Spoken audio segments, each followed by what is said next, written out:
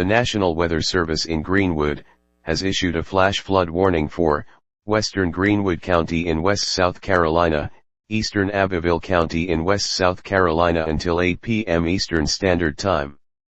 3 inches of rain have already fallen at this time and another 2 inches are expected. Source: trained weather spotters. Impact: debris will be swept away and could be dangerous to those caught without shelter. Damage to homes, vehicles and other structures are expected. Mobile homes will be damaged and destroyed.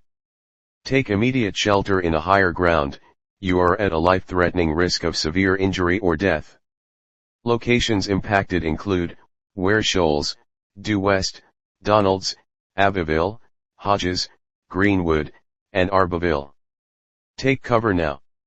A flash flood watch is in effect until 9:15 p.m. Eastern Standard Time for southern Anderson County, southern Greenville, and southwestern Lawrence County.